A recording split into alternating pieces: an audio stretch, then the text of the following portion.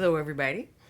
I think I might have to move that just a little. I'm not sure what happened. I had this all set up. But Pendrake just said, here until internet conks out. And I don't think I'm going to have internet problems, but I'm having a few computer problems. So I thought hey, Beguiler, Gwindy, I thought I'd crack the code of showing the photo slideshow on stream, but I messed something up and my in-house tech support isn't in-house today, so we'll be looking at pictures on my phone later like we usually do when I mess it up, but hopefully everything else will stay good. My connection looks good. It looks like you guys can hear me. Let's angle that a little. My computer is very sassy.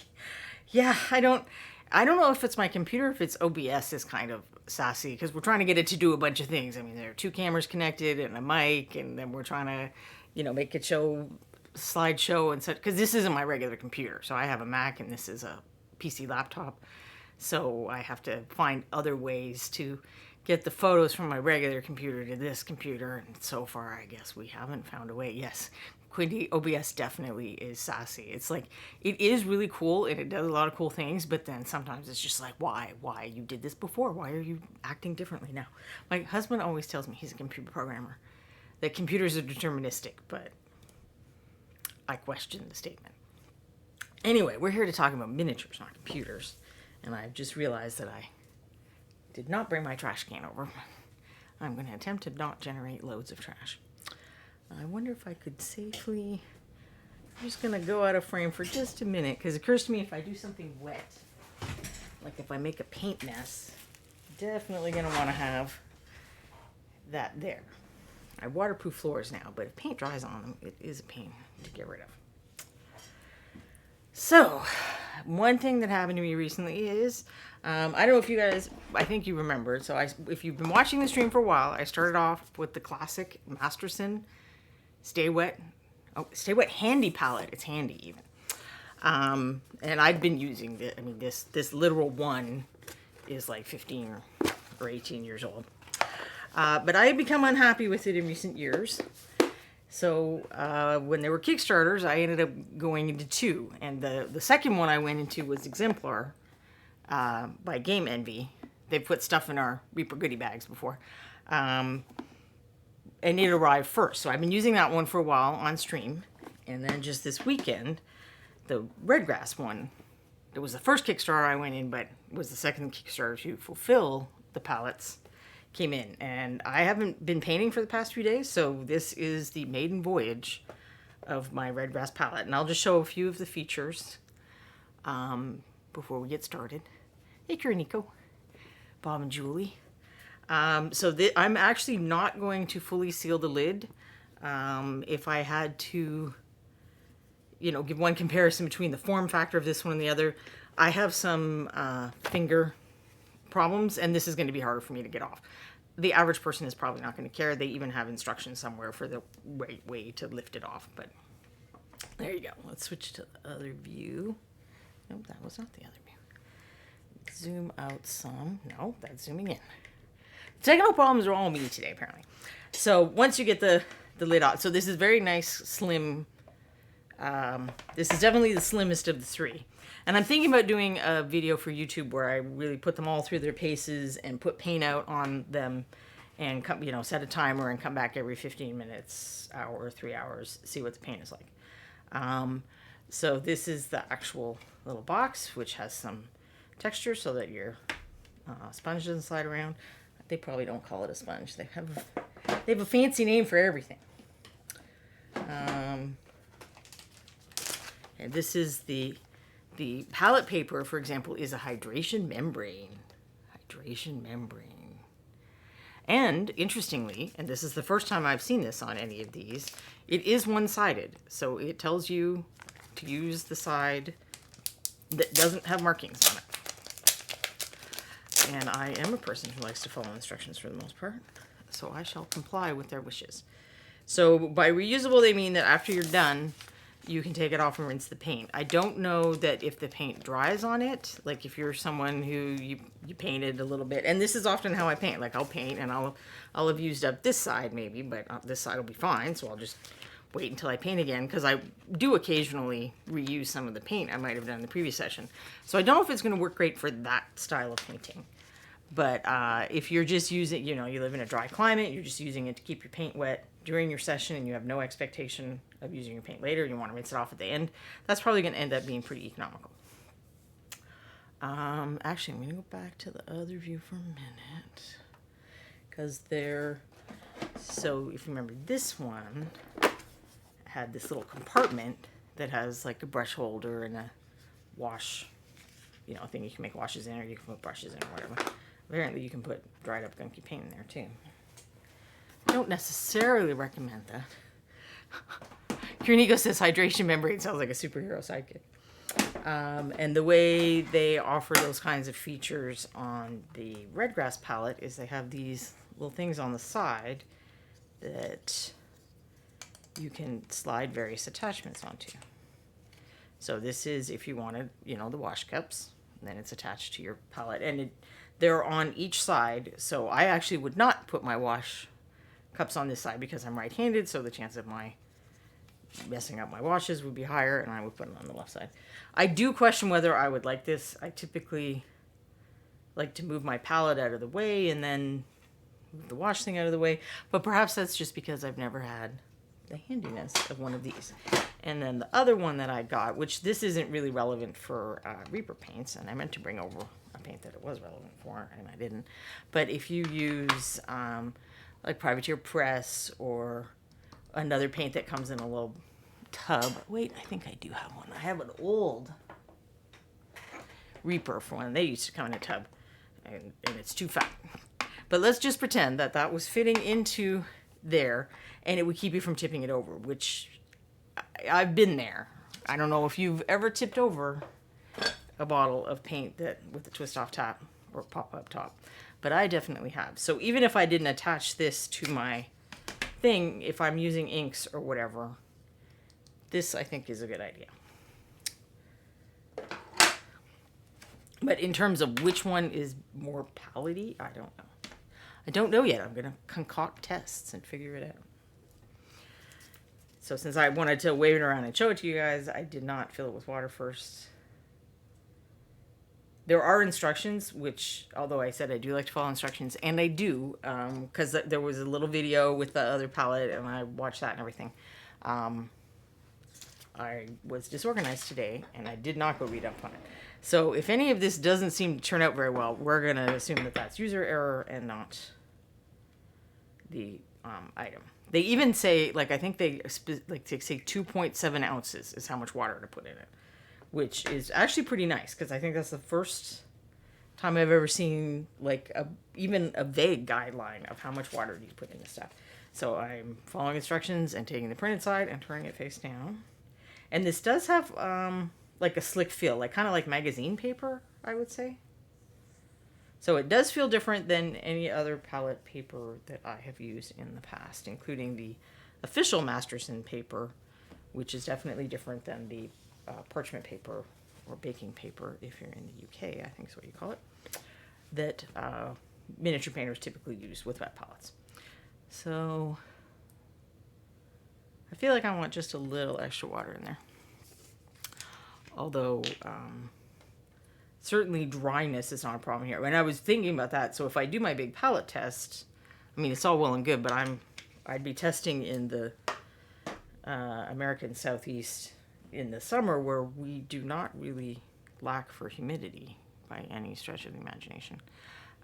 So I think if I do it, I'll have to do it again in the winter to test the longevity factor, or how it might work better for people in dry climates.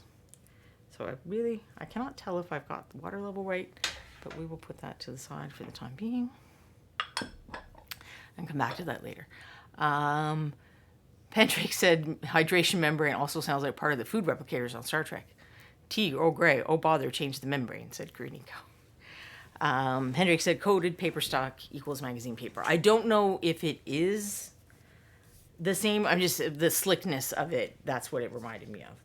And the sponge of neither of these new ones is what a classic sponge is like, which I think is probably the secret to the success. I don't know that they're exactly the same. They felt a little similar, but they also felt a little different. This was weird though. I thought I kept the bag.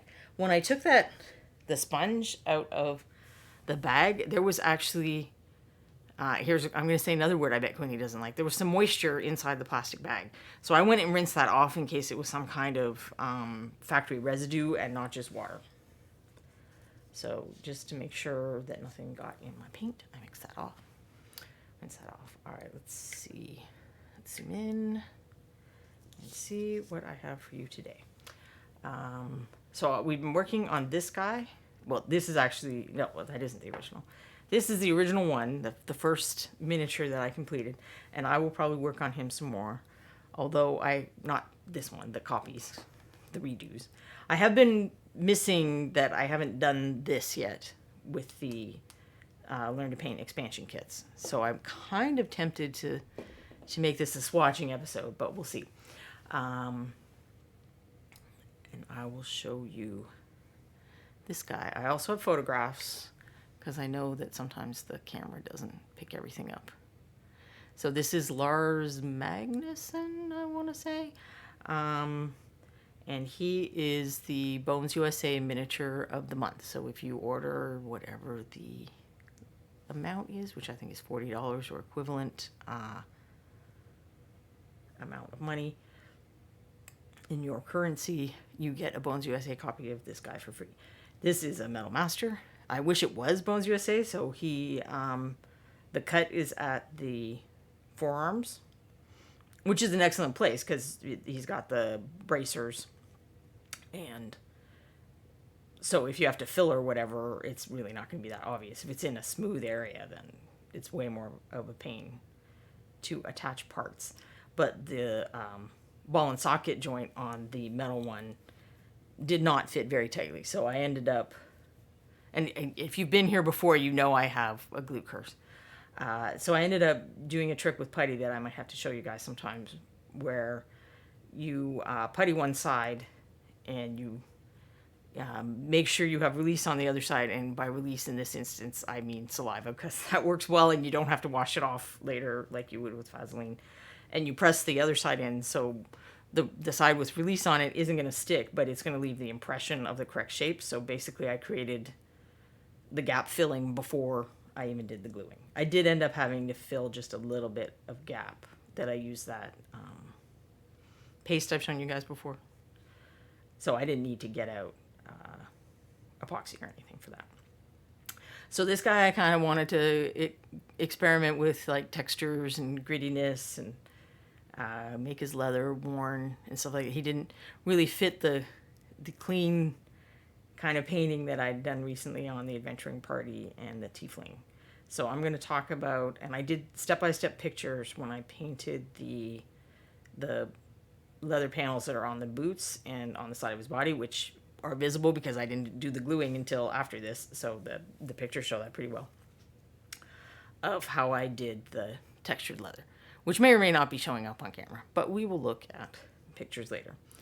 Thank you, Kieran, who likes the non-metallic metal. And there I actually was aiming to not be as clean and smooth as I usually am, to do a little more graphical, leave a bit of texture or lines, which is, I mean, reflections really work that way anyway. They're not as smooth as I typically paint them, but that's just kind of the non-metallic metal style that I've gone for. So anyway, that is the miniature of the month. And you'll be able to buy him after because he's Bones USA, so he's going to continue being in production. But if you would like to get a free one and you have some stuff to order anyway, Reaper will hook you up this month with that guy. All right, so I'm going to go to I had these guys, I painted the blue last week, and they were sitting on my shelf. And I think I've mentioned that I have my shelf kind of at eye level, and it's a place where I have to walk by now and then. Green users like the color of the armor that I use there. Actually, I'm working right now on a blog article about the texture part, but I also want to talk about the color on this guy. So I want to do another article about that because I find that I'm kind of cramming too much in sometimes, and then it makes it harder to reference later. So if you go to my blog right now, there's an article about this guy that you guys may remember and how to steal a color scheme. This article is going to be more about if you use the color wheel, and I had a lot of trouble with this when, this was for use when I was starting to paint, and the color wheel tells me, all right, let's just say that. So it tells me, green, violet, and orange are a color scheme, and that's great. But if I don't want to paint, he's a fierce Viking warrior, I maybe don't want to paint him purple and grass green and bright orange. That's not going to fit his character type. So how do I take this idea of these color schemes that color theory tells us to use and apply that to different types of characters and different types of color schemes? Because this color scheme is actually, let's see if I can dial it up here.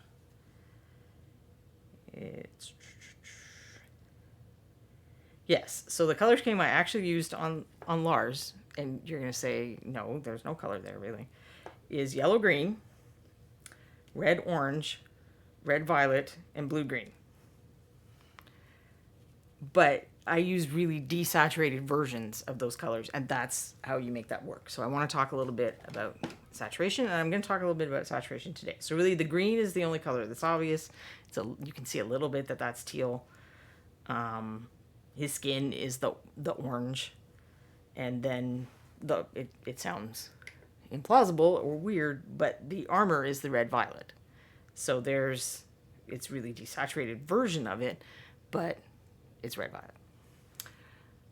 And since I am talking about him right now, I will go look up the phone pictures because I have no idea how correct the color from that camera is, and my guess is not terribly.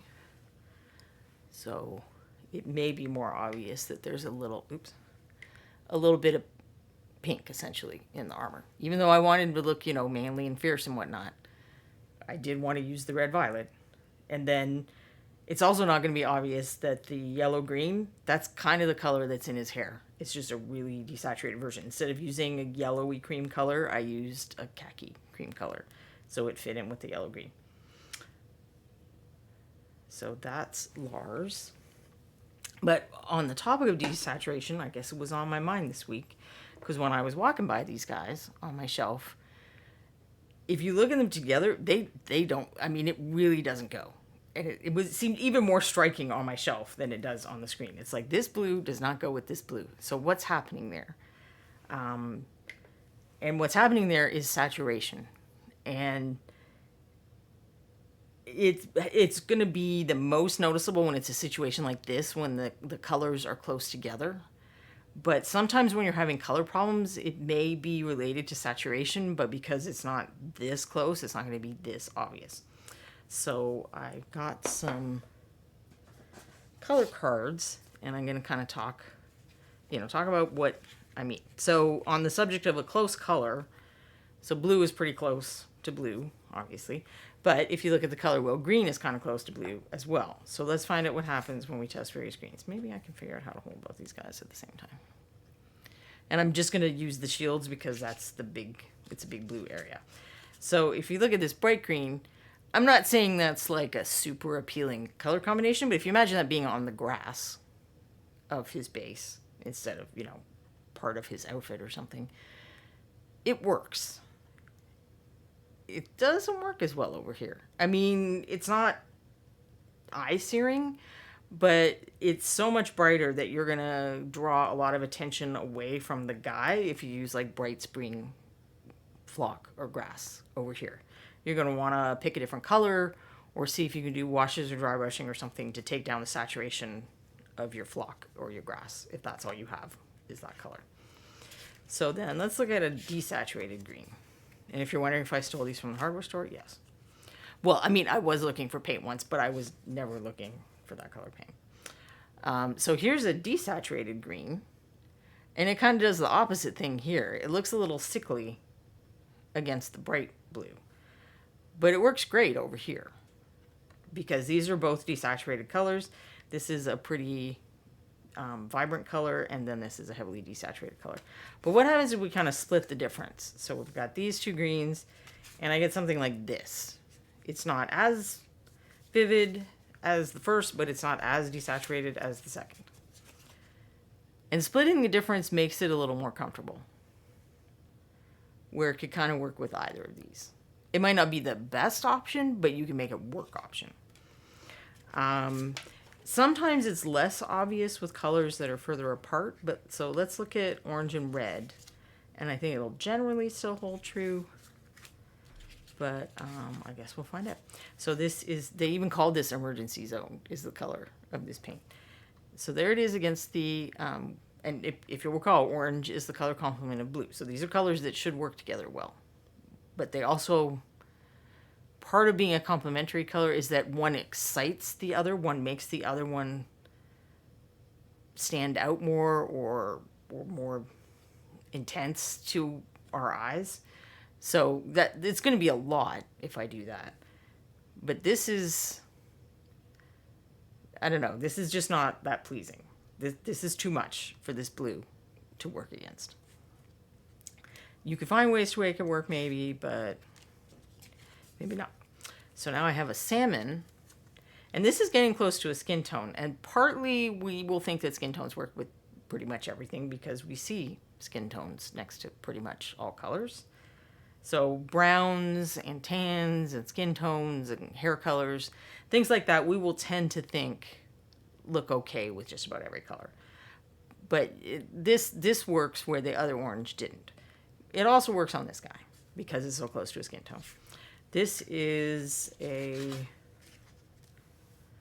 kind of, I didn't have as many orange samples, I don't think, as I did green. So this is still a little on the saturated side, but it does a bit split the difference between those. So it works on this guy, and it's not as terrible as the bright orange on this guy, I don't think. Anyway, if you guys disagree, feel free to say something in chat. Like, I don't necessarily know what I'm talking about. You could go ask Anne about this tomorrow and see if she completely disagrees with me. So I have one more set, which is red. This is tomato red. It's a pretty red. And, you know, red, blue, yellow is a color scheme, so and often used in military uniforms. So I could have the red and the blue and then, like, have gold trim or something like that. But it's a little more intense over here. Sorry if you hear a buzzing. Somebody's calling me for some reason. This is a much more desaturated red. And it's not terrible here, I don't think. I don't think it's, I mean, it's a little, but it's not terrible. But it works just fine on the more desaturated blue. And then if you kind of split the difference, now, again, they only make so much red paint. This one is probably lighter in value than these two. We're getting a little darker, and that's going to change things too. But the split the difference version pretty much works with both of them. Trinico, I didn't realize how much I used red, blue, yellow until I got a color wheel. Yeah, it's a very solid triad, and I probably tend to go with the secondary a little more, the orange, green, purple, but largely that may just be because I like purple a lot. So my theory is, if there was some reason why I was trying to make these blues play nicely together, or just to test for this show, if I mix the two together physically, I will make a color that's like that split the difference that I was talking about with the paint samples. So that is my theory. And that's also kind of what you would do, if you have limited paints and your only red is something like that tomato red, and you're trying to paint that blue, paint with that heather blue. So I can add a little bit of this heather blue to the bright red, and I'm going to make a color that plays nice, or plays nicer at least. The other thing I could do is I could mix in a bit of gray with the color that's too bright, or a little bit of brown, black or white. I mean, gray is black or white, so if you get a gray that's similar to your value, you're not going to be changing your values, whereas if you add white, you're making it lighter, and if you add black, you're making it darker. And then adding the color complement also works. If I wasn't using green in any other respect, in this piece, I would probably want to pick one of the other options for dulling things down. There are lots of ways to dull things down. There are fewer ways to perk things up. Yes. So after sitting for a minute, my hydration word that Quindy doesn't like got a little wrinkly, but I think we can fix that. And it may be that I don't have enough water in here. I am not sure. Because I need to go follow instructions like a smart person would. Oh, I was going to show practical examples of that too, but this is where not having swatched all my paints becomes a problem. So both of these greens, this one's in the Core Skills and this one's in one of the expansion kits, they're both pretty vivid compared to this. Whereas this Wilderness Green would work better with him. Now with browns and oranges, or, orangey browns, it's not going to be a huge difference. It's not like this is going to be terrible on this guy. But so this is Harvest Brown. But the Woodland Brown would probably work a little better. So I got those out in case we get to painting with leather or whatever. Curse 13 ends up wanting to paint all my armies black, white, and red. I mean, that's going to be, because you just have that one saturated color, wherever you put the red is really going to stand out and be what people look at. And the white is also going to stand out in that scenario. But if you're looking to mix it up, you should mix it up. But I mean, that absolutely is an effective color scheme. And Kerniko's right, adding in gold would probably look a little more striking than adding in silver. Curse 13, I have to be deliberate in my color schemes and make sure each army has their own, otherwise I will only do black and white. I mean, I guess you could do black and white and then just glaze in whatever colors you want over it. Some people, people make like real paintings that way where you, there's a painter on Instagram, Annie Stegg, and she's done illustrations. I know she's done some for board games. I don't know if she's done any for role-playing games. But she does very meticulous fantasy illustrations. And she does oftentimes works where she does the underpainting. So she's establishing all of the values in like sepia or something. And then glazing the color on top. Which is a little easier in oils than the way we do it. But it's certainly not impossible the way we do it. So this is the Dragon Blue. That's a pretty vivid blue. And then this is the Heather that's not. And actually, let's have drops of all of them on the palette at the same time to make it easier to see. And we'll test the theory of whether... Ooh, I did shake this one before we started, but it appears that I may not have shaken it enough.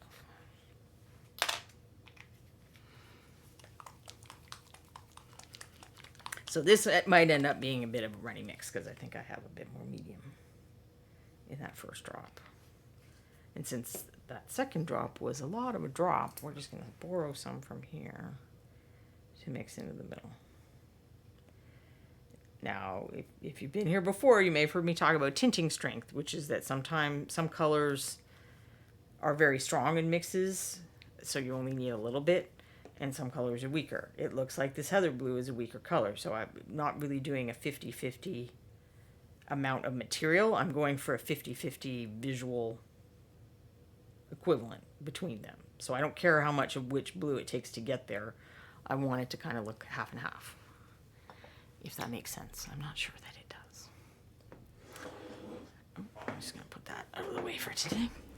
So I don't know if you can tell around the shine on the palette. I'll get an index card just in case. But I think my theory is sound. I think my theory that if we had to, for some reason, have two blues on this one object, that mixing them together would be a way to make them play nice. I got a little bit of water drop on there. So that's the Heather. And now I'm still getting water drops. That's the Dragon Blue.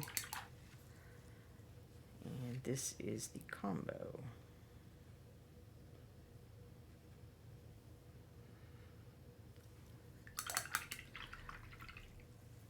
So I hope that makes sense. So if you're having a situation where either color theory or you saw someone do it or whatever, it seems like two colors should work together and they're not. Consider the idea that the saturation may be what is fighting. And that if you try mixing a little bit of one into the other, or you try mixing a little bit of gray into the one that maybe is standing out too much or seeming a little eye-searing, that can be a way to solve the problem. And we all know how I put things with wet paint in ill-advised places, so I'm going to try not to do that. But I am going to now, actually, I used up too much of my mix, because I want to mix that color again and put it on the third. Since we have 3 of these Anurian swordsmen in the pack. Okay, I think the dropper on this is just weird for some reason. Every now and then you get one that the dropper has a little flap of plastic or something. So I'm going to mix my color back up again and actually apply it to that miniature. And then we'll have an in the middle guy.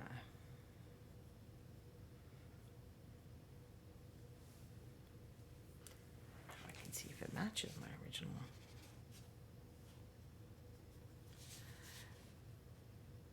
Quindy, Rhonda, you'll tempt me too much to see what other words I can get you to stop saying. You stop saying membrane. I will use this power for evil for sure. Well, how long is your list of words that bother you, Quindy? My goodness, I have concerns now. Hello, Valender. You missed a conversation about color saturation, so I don't know if that would have made your brain feel better or worse. All right, so where is contestant number 3? Well, I have not done the metal on, so I probably shouldn't be painting this part yet. But I was also talking about doing this guy's metal in non-metallic metal. So I don't think, I wouldn't be having to worry about getting metallic flake. And the clothes are actually under the armor, so I don't think I feel reluctant to do this.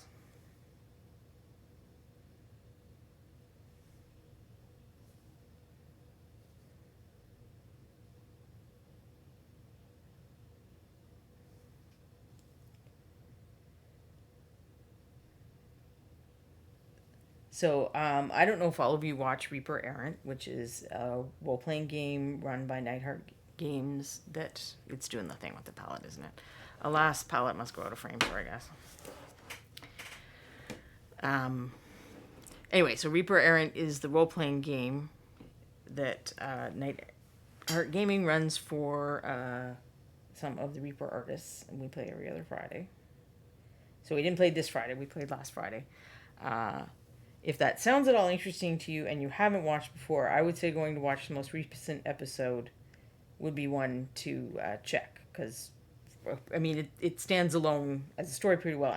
Frank's from Nightheart Gaming is really good at doing that. You don't have to feel like you've been watching from episode 1 to know what's happening. We always do a little recap. And it's almost always whatever we're doing that day may fit within the context of a larger thing, but it also works as a standalone. But last week's, or the last session's, definitely does, and I think it was kind of peak Crazy Reaper artist role-playing. I don't know if it was quite as out there as the time we had to grease up a gnome and kill an ostrich, but it was pretty up there. I will certainly remember it for some time.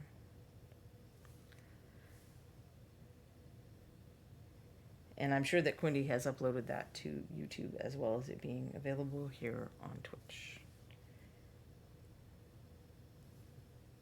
Because I'm pretty sure I saw it in my YouTube recommendations pretty recently.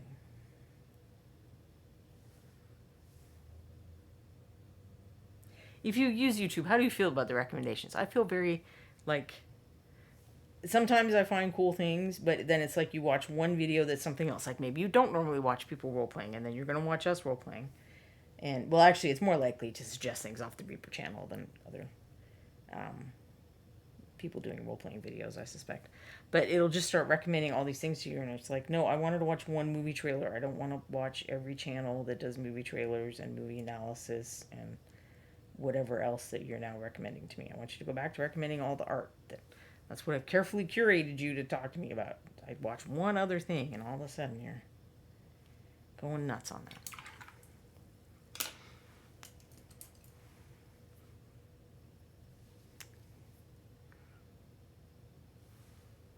Valerie says, color theory is actually something I grok, just not brain awake today. My biggest problem in non-metallic metal is placing where the secondary highlights go.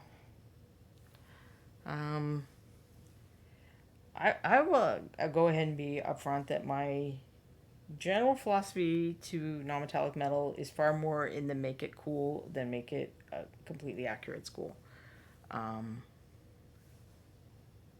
So generally speaking, I try to place highlights next to dark places. So my secondary highlight is going next to my secondary shadow as a rule, or somewhere thereabouts, because that makes people's brains go, ooh, shiny, literally. But, I mean, for sword blades, it can be easier, because if it was this guy, you know, primary highlight's going to be coming from the sun, secondary highlight's going to be coming from the ground. So I would put the sun one here, and the secondary one there, because, again, I'd be putting my darker spot there, putting a slightly less dark spot there, and that would be a slightly less light spot.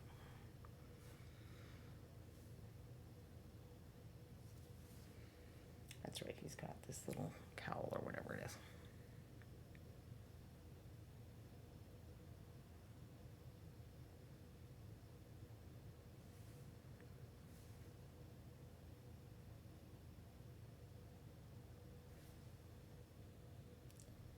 And in case anyone didn't miss or didn't see the episode where I started painting these guys, the reason I'm doing this is I think it's interesting now and then to go back and paint something that you've painted before. And this figure is the first complete figure that I ever painted from the original series of reaperlive paint kits. So I thought, why not go all the way back and paint something that I painted before? Now, it is not my goal to paint this as, you know, a gold Sophie winning, well, any of these three, since I'm ending up painting three of them. It's not my goal to paint them to a gold Sophie winning level. I don't know that I could. I think sculpt matters a little bit when you start talking about contest figures, which I feel okay talking about contest figures because we are in convention season. I think KublaCon just finished up and they posted a video with the people, how people placed in their contest, which I think is doing something kind of similar to the MSP Open, where there's awards for, you know, bronze, silver, and gold, and so on, not just a top three podium winning system. So since ReaperCon's really probably, I don't know if I want any of you to do the math and tell me how close ReaperCon is. I guess it's like 2 months, isn't it? So it's not at all too early to start talking about the MSP Open and painting contest miniatures. And the miniature you choose is your canvas. So it matters. I'm sure that there are painters who are brilliant enough that they could totally paint this guy to a gold Sophie winning standard. I don't think that I could. I mean, as part of a diorama or some other thing where he's just one element of a scene, sure, maybe. But I think there's just not enough going on with the figure. I mean, there's more than some figures. That you take something that's like a fire elemental and there's just fire. The difficulty with that being a entry into something like the MSP Open is that you're only showing that you can do one thing, which is great. I mean, if you paint the fire super amazing, it's possible that you could still have high placement. But if you put that fire element, if you put some other stuff in there, like have some stone on the base, have some wood that it's starting to burn, have an adventurer that it's menacing, they give you other surfaces and textures and colors to demonstrate what you can do with. I think that's the part of what I mean about picking a canvas, that it doesn't have to be like the newest, most elaborate figure. That's not what I mean by your canvas is important. It isn't, I mean, honestly, it is going to be in some contests. if you're talking about something where people are voting, then the wow factor of something super new, like this, the sculpt ends up being part of your score when it's a popular vote contest. So how well people relate to the sculpt and the color scheme and all that stuff ends up being more significant than it would be at something like the MSP Open, where seasoned miniature painters are judging. I'm trying to go back in the chat because I know I missed some stuff. Quinty said, words that actually bother me, not many. Words that would be hilarious to convince me to stop saying, so many. I don't know if I'm that gullible. I'm pretty gullible, but I don't know if I'm that gullible. Cursed only use red as an accent, eye lenses, pauldron brands, and purity seals. Well, that definitely would make the red pop. Kritiko is trying to do a non-metallic steel dragon right now. Frustrating, doesn't even begin to describe it.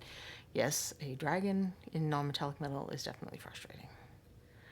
And Quindy is helpfully posting the links as I say things like ReaperCon and MSP Open, so that if you are not familiar with these events,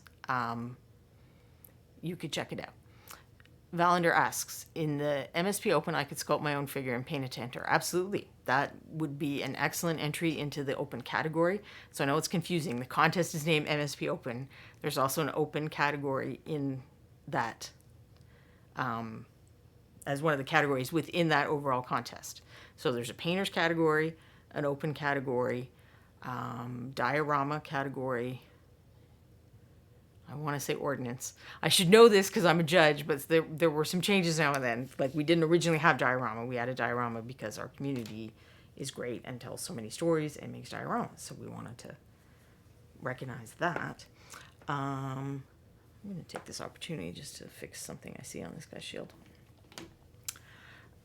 So painters is the main criteria on which you are assessed is painting, and then there's some smaller consideration, and there's actually like a numerical breakdown somewhere of this. I'm just summarizing, but so there's the smaller amount of consideration is given to stuff like presentation, assembly, challenge, technical challenge, stuff like that. But if you sculpted your own figure and you painted it and you put it in Painter, the fact that you sculpted it would not be considered. It would not be an element in what the judges looked at. They would not care. If you put that same figure in open, painting is a much smaller amount of what is being considered. So I think painting is 70% of what's being considered in the painter category, and it's 40% in the open category, which then also includes, it doesn't have to be a full scratch sculpt. You can do, it has to be significant conversion though. It can't be like I swapped this guy's weapon. That you're not going to do well in open, because what the top level of open is what Valander said. It's somebody who scratch sculpts a miniature and then paints it. And both of those things are done to an at least, pretty good level. So you don't have to have the painting level. Like if you look at something that wins a gold in open, it may look more like a silver paint job in painters, but that person also scratch sculpted their figure. And then if there's a lot of story with your thing, then that's why when you go in diorama. Because then story is one of the things we consider more highly in that category. And ordnance, for people who may be like myself, who did not know this originally, is like vehicles, weapons of war. And they're if you say you have a tank and there's a driver of the tank that's his head is poking up through the canopy, the figure is not considered, like how the level of painting on the figure is not considered very strongly in that category. It's about the assembly and the weathering and making it look cool. There's a lot of things that people do differently on that kind of figure than what people do with humans and busts and orcs and whatnot. Mechanical things require a different kind of painting style and some different techniques sometimes. Not that there's no crossover, there's certainly crossover, but that's why there are different categories. And none of this has to be Reaper figure, because you may be saying, well, what Reaper figures are ordnance? And there's Cav is one answer to that. And then stuff like the boat. if you painted the boat and brought it, which check with the contest team before you do that, because we're only going to have space for so many Sophie Revenges. That would fall under that, but there's like the catapults and ballista and stuff like that. Those would also probably, if entered as separate items. Excuse me, not as part of a diorama. Those would be in the ordnance category. So Reaper certainly makes things that are ordnance, but lots of other companies do too, and you don't have to enter a Reaper figure. That is one of the super cool things about the MSP Open, in my opinion. Now, there are sub-awards within the overall contest. So there is a Reaper Manufacturer Award. Those are the Sophie trophies. And there you do have to have painted a Reaper figure or significantly converted Reaper figures for Open. Or if you have something like a diorama, it's not like every single piece in the diorama has to be from Reaper, but the bulk of it should be recognizably Reaper stuff. So hopefully that made sense. If it didn't, please ask me, because this, as I say, this is the time of year where we want to start talking about ReaperCon in general, painting classes, and then the MSP Open in particular. So last year, in the run up to ReaperCon, on this show, I did I took figures that I had and I gave them like a detailed critique. I mean, more critique than I'd be able to give you if you were at ReaperCon, but I'd certainly be happy to give you a critique. Of what were the issues with the figure, and then I tried to do some edits, essentially, to show what it would look like to address some of those issues on the figure. Because I think a lot of times people get feedback and you're reluctant to go back and change something that you finished, which I totally understand. Sorry, I'm looking for a tissue. I seem to be having an allergy day. I totally understand not wanting to go back and repaint a figure either, because, you just feel done with it, or I like there are certain things I keep as sort of an historical record of, here's what I had at that contest, or here's what I painted from this class, and I don't want to mess with it later. But I know it's also hard to visualize if I'm saying, well, okay, compare this figure to this figure. Well, it's totally different color schemes, and it's different kinds of characters, and it's different painting techniques. So it's really hard when you say, well, this one's silver and this one's bronze, and can you see the difference between them? And it's like, well, sometimes the answer would be no, you can't see the difference between them, because it's just two apples and oranges. So I'm thinking I'll do that again. And I actually was thinking about doing it with this guy, although I don't know if I'd be able to do the repaints on stream. So last time I would say that I did figures that were probably bronze level. I don't think any of them were bad enough that they were certificate level. But they were like speed paints and things like that. Well, actually, certificate isn't bad.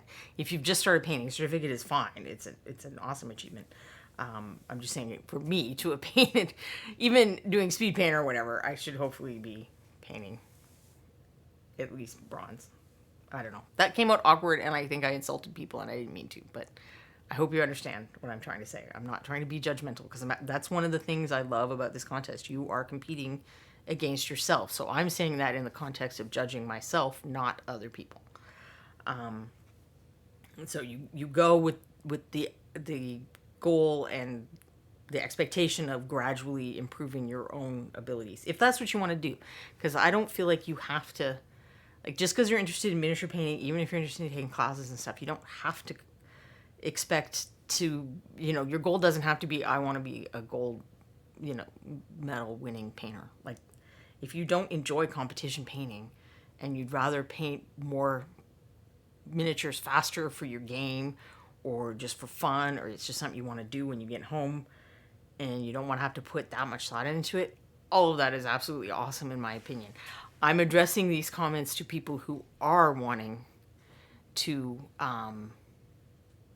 improve their painting, improve their standing at the MSP Open, or other content. Like, most of what I'm saying is going to be applicable to other contests, and I will try to frame it in that way.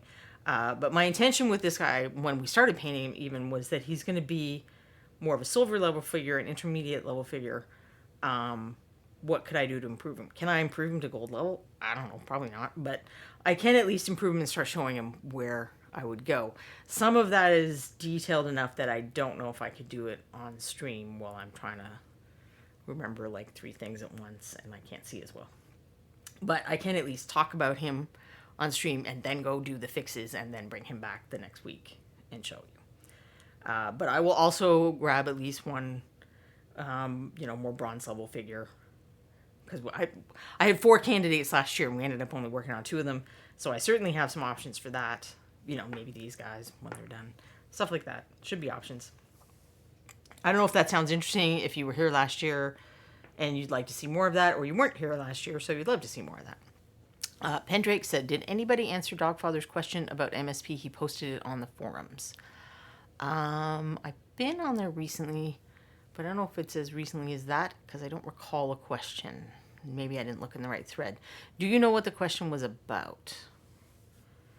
Or which thread it was in? And I will try to get there or ask Michael to get there. Because I don't always know all the answers. So Michael Proctor is the... I'm trying to remember. There's a title name, and it's not just head judge. He coordinates the MSP Open as a whole. So he does a lot of work with that. But while we're here, and again, I'm addressing this as ever to lurkers and people that listen later. So you can message me on Twitch, on the Reaper forums, private messaging system. If you are on my Facebook artist page, you can get a hold of me through there. There's a variety of ways you can get a hold of me publicly if either you don't feel comfortable saying something in the open chat or you don't watch until later, so you can't say things in the open chat. But if there are particular questions about the MSP Open or entering contests in general, or things you'd like to see demonstrated to help improve painting for entering contests, I can talk a little bit about the challenges of entering online contests, because there you're dealing with photographs as well. That relates. So the next couple of months, I want to be talking about stuff like this to help people prepare for Reaper. But there's also Gen Con. I don't know if Origins has a painting contest right now, to be honest. But there's Gen Con coming up. There's, I think, Las Vegas Open is the same. No, Nova. Nova is the same weekend as ReaperCon. So maybe you live on the west side of the U.S., or that's easier for you to get to, so you're going to that one. There are contests. People like to enter them. I want to help you do better. So let me leave it at that, and you tell me what you need to help you do better. And then anyone who is interested in ReaperCon specifically, if you have questions about classes or other things about ReaperCon that you would like answers to, let me know. Oh, was it his suggestion to add a chibi category? Because if you're talking about adding a Sophie category, that's like a bigger issue.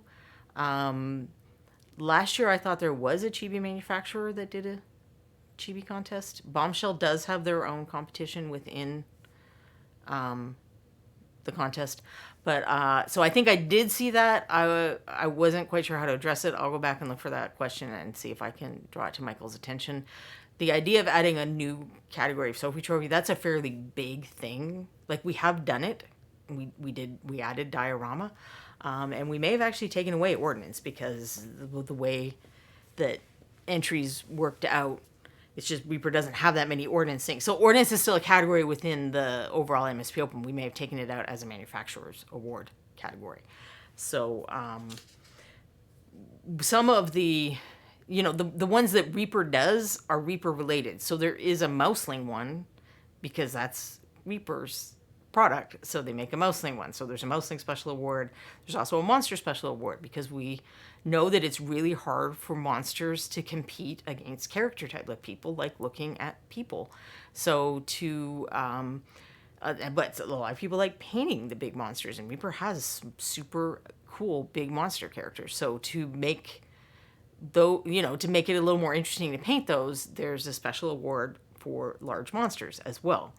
Reaper wouldn't do an overall chibi Reaper award. I don't know if there are enough Reaper miniatures that are chibi yet that they would want to make that a Sophie award. Adding it as a category in the MSP, I mean, it's just, why can't you just put the chibis in the painter? Or if you sculpted the chibis, then you put them in open, or if they're telling a story, you put them in diorama. Like, we don't care about the genre of character that's in any of the existing categories. So I don't think it would end up being like a whole MSP category, and Reaper probably doesn't have enough figures that they would make it. Plus, a bunch of them that are being entered wouldn't be considered. If they're not Reaper figures, they couldn't be considered for a Reaper Manufacturer Award. So what we do have that I'm not sure if we've talked about for a while is you can sponsor your own award. So individuals or organizations can sponsor their own award. So if there's a group of painters, I think there's a chibi group on Facebook, a chibi painting fan group. If they wanted to sponsor an award for a chibi category at the MSP Open, they would very likely be quite welcome to do that. I mean, they'd have to talk to executive director. Michael's the executive director, so they'd have to talk to Michael as the executive director and work out, who's going to judge it, what's the award, stuff like that. And if you, back when we first started doing this, I think there people did this a little more. They'd be like, well, I'm doing a special award for, best figure that includes an avocado or whatever. And people are welcome to do that. But in terms of the stuff that Reaper actually organizes, it's a manufacturer, it's a subsection, it's a manufacturer award. And I guess we can talk to Michael about whether he thinks there are now enough chibi figures in the Reaper line to consider a manufacturer award for that. But we would only be considering Reaper chibis in that scenario. So I don't know if that's what Dogfather would want. Is it possible to enter minis for special... Okay, that question I didn't see. Is it possible to enter minis for special awards only outside of the general categories? I would really like to know why. I guess it's just someone who they don't want to know their level. They feel like they might be uncomfortable knowing their level. I'm not sure that it is, but I will check with Michael whether there's a way to do that. It's certainly possible to just show things, like to have some figures that you're just displaying. Maybe it's something you brought to a previous contest, because one of the rules is the figure you enter has to have not been in a previous MSP Open contest. So even if you didn't win, I mean, if you did significant changes to it, it might be okay. But say I painted something that was really cool 3 years ago, and I still want to show that miniature because maybe I paint miniatures for people and I want people to be able to see the level that I would offer in my commission services or whatever. I can have a subsection of my display that I put a little card in front of it. It just says for display only, and the judges don't look at that. But I'm pretty sure the judges also don't look at that for special awards. So I'm not sure there's a way to split that hair. But I will go look at and ask Michael to look, which might take a couple of weeks because I think he's on vacation, and see if we can resolve that. I'm not sure there's a way to make that work within, like, there's a whole computer system that works with it. Like, when you enter your figures, it's given a number, it's in the system, you get a half of a piece of paper that has the number on it, and then there's a piece of paper that you put on your entry card so that every miniature that's entered has a number. Where I was talking about those 4 display ones, they wouldn't have a number. And then the judges have sheets that we look at, and it says the manufacturer of the miniature and the number and the painter, so we can kind of cross-reference all that data. So when we're pulling things for the manufacturer awards, I mean, we do it by eye, but if we need to, we double check with the entry forms. So then it has to have been an entry to have an entry form. So that may be splitting a hair too fine, but I will go see if I can figure that out and stop talking to you guys about it, since it was somebody else's question. question. Curse 13, I'm always open to critique and suggestions just in case it's something I didn't think of. I don't care how savage it is. My favorite flame has been, I thought people who post their minis online would do a better job. Wow. I was like, damn, I know it wasn't that bad, but that's a spicy flame. That is a spicy flame. That's like one of those, you know, like, you don't realize how spicy it is until you think of it. It's like, hold on, that sounded mild. But wait, no, it's not. We do often get people who will say, well, can you just put pictures up of the miniatures that were entered in the contest and critique them? And none of us feel comfortable with that because even sometimes people who say that they're cool with critique, then it actually starts happening, you can end up having feelings. And 100, like, when you do something like this, that you're putting yourself into it. You're putting what you like about role-playing games. You're putting what you like about colors. You're putting stories into it. You're putting technique into it. Whichever way you paint, you're putting something of yourself in it. It's not just something that's apart from you, and it's really hard for people to sometimes take criticism. It's really hard to give criticism as well, because we don't teach that. Go to any miniature show you want to. I doubt you will find a class on how to give critiques. So think about that when you're getting critiques from people. We do not teach this. In regular art, they teach it. In a regular art, like if you go to university or whatever, and sometimes kind of just organize things, part of the class is everybody puts their work up and then they talk about it.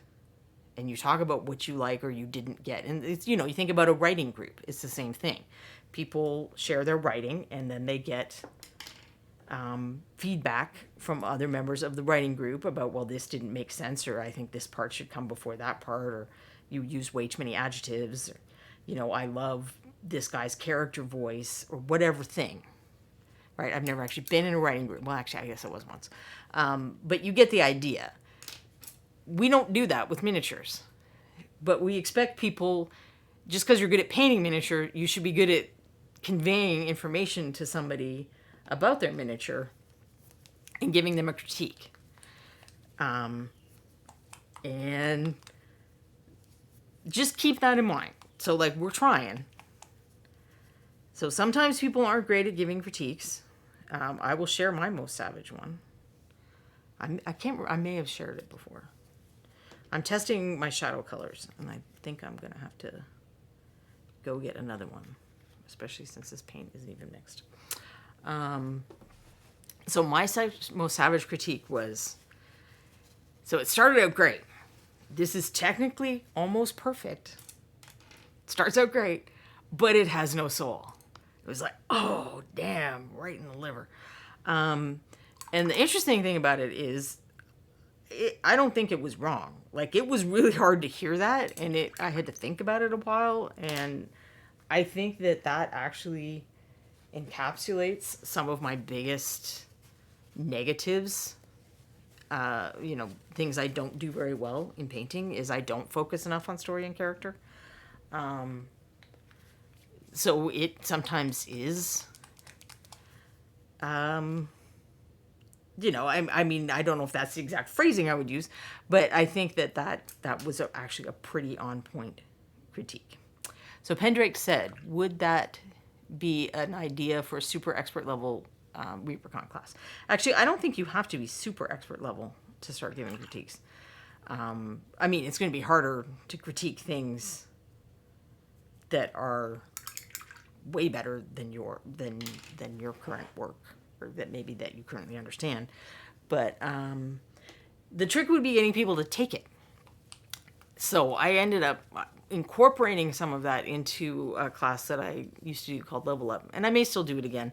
Level Up ended up being like 400 starts of topics jammed into one class. But definitely one of the things I did spend more time on was critique. And now I use the blog for a lot of that stuff. Because the thing about, the tricky thing about making a painting class is at a certain point, what I think you need to know might be quite different than what you think you need to know. And you're not going to pay for a class that sounds like what I think you need to know. You are looking for a class that sounds like what you think you need to know. So a part of it is either I just make what I know is going to sell and I try to squeeze in additional information on the stuff you need to know, or the stuff that is more likely to help you than you thinking it's all about blending. Let's just learn more blending, as an example.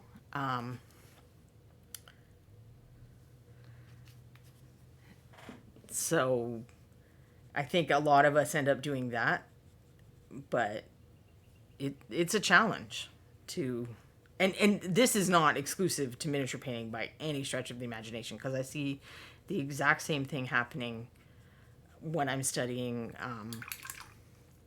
traditional art. That the questions that people are coming in and asking, the things that they're putting the focus on that they think are important, and then you start listening to the teachers, and there's a gulf between what people are focusing on and what's kind of more important. It's like basically contrast. Like 70% of the classes would end up being contrast, and why that's important.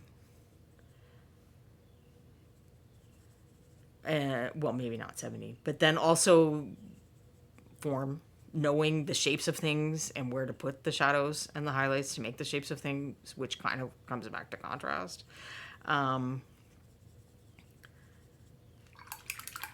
So that is just a little peek behind the background of how making painting classes is interesting sometimes.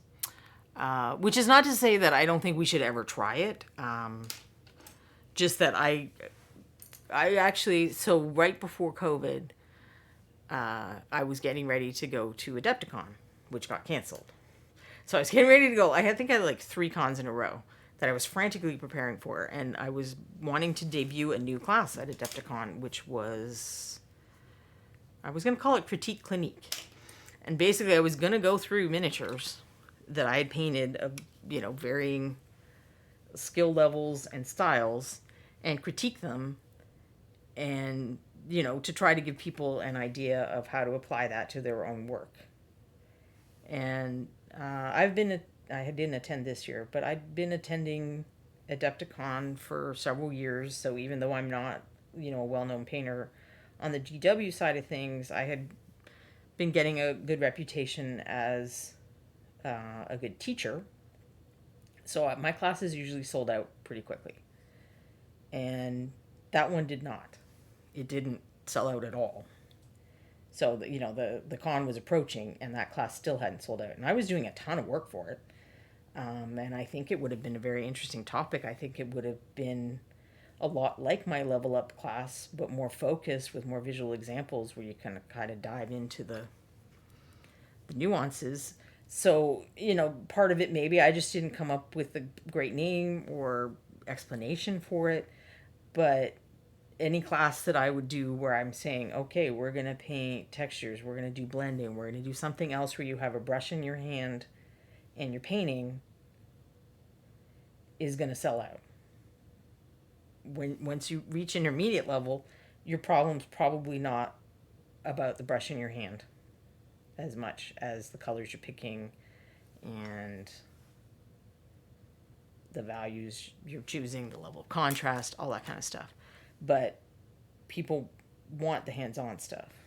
Somehow I got around it with Level Up, and I think it's because I included, 25 classes worth of information in one class. So you were going to get something out of it, regardless of your level or interests. But you might not have gotten as much out of it as if I could just sit and explain 10 of those things in more detail.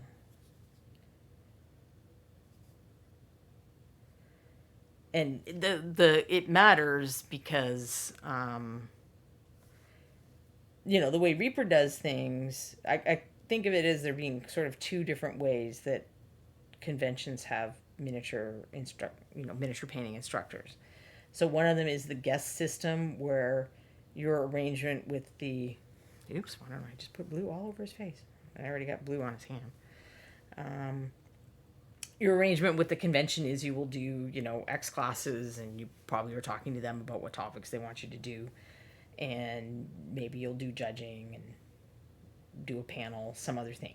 But basically, you've agreed you're doing this amount of work, and they are paying for whatever they're paying for, your flight, your hotel, whatever it is they decide is reasonable. Depends on the size of the convention. In Reaper's case, I think it's if you do 4 classes, you get your entrance into the convention, you get your flight, and you stay at the hotel. So, or they get you a room, basically. I think that's the system. Since I also do judging stuff, I do fewer classes and more judging and general assisting. So I probably didn't pay attention to all of this year's email on that front. So that's like you're a guest. And different cons will, like I've been a special guest at some cons, and I've even had like a handler and someone who picks me up at the airport and drives me around and makes sure I get fed and stuff. And it's like, well, that's nice because I would like to have that at home, please. I think I need that everywhere. But then other conventions, you're an event organizer. So you submit what you want to do, and you may or may not get much input into when that happens. Depends on the convention. And you set a price for it, and everything, your supplies, your hotel, your travel expenses, those are all on you. So you have to set your class prices and sell enough tickets to cover that stuff if you're expecting to break even. Or there are people supposedly make money, but I find this hard to believe. Hey, Sentimental Minis and Raiders, or Raider, but we're still very happy to see you. And anyone who's interested in Sentimental Minis, Quindy has popped the link to their Twitch channel up in the chat. Greenico, constructive criticism is great, but somebody just saying that looks awful can really break your confidence. I tend to alter my critiques to the level of the painter. Yes, that's absolutely a good thing to do. And I'm telling you, there are people who even... You can end up being more sensitive than you thought you would be. And again, I am speaking from personal experience, to constructive criticism as well. I mean, sometimes you can go back and, a few weeks later go, oh, okay, yeah, now I see it. I get it. They're right. I shouldn't have been so defensive about this.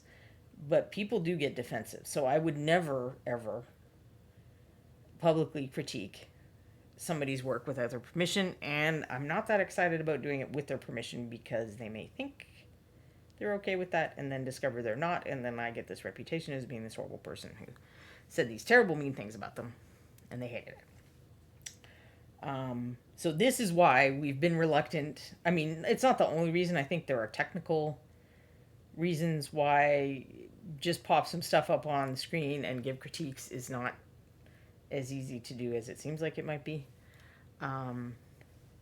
We are certainly aware that people would like more information on what critiques mean. I'm trying to do some of it in advance, and if you haven't been watching this show for the past year, Quindy's going to help me out and I have like a sort of overall contest critique page on my blog where I've collected the miniatures that I've edited. I wrote a series of posts on, one was kind of on like the non-painting issues that we commonly see with entries, and then one focused on just the painting issues. So the example of a non-painting issue would be if I glued him to the base, but one foot was kind of floating above, the pin didn't quite fit flush. That's an example of a non-painting issue that might hold something back a little bit, because that's poor construction, that's poor attention to detail, because even when that happens, you can come with putty or some other fill and fill that in so that it looks like the figures, breaks the illusion that they're standing solidly on the ground. So there are things like that, as well as just straight up paint stuff that go into some critiques and stuff. So I have a whole a whole number of posts on my blog from doing this last year, and we'll be adding to it this year. I'm experiencing regret for not having lined around this guy's face already. Or anywhere else. I think I lined the other two before I did this part. But since I had the, the mixed color out for him on the palette already, I just wanted to jump right in with the painting. And I think I need maybe some deeper shadows than that. If I can figure out what I did with my blue liner. Don't dread judging. Judge with confidence. Well, admittedly, the class I was trying to do for Adepticon was helping people learn how to judge their own figures a bit better by using mine as an example. Because, not everyone's going to be thrust into the context of having... And I would include giving people critiques as a teacher. It falls under the same umbrella of skill that it's useful to know. It doesn't have to be you're a judge at a miniature contest that critique is relevant to your life.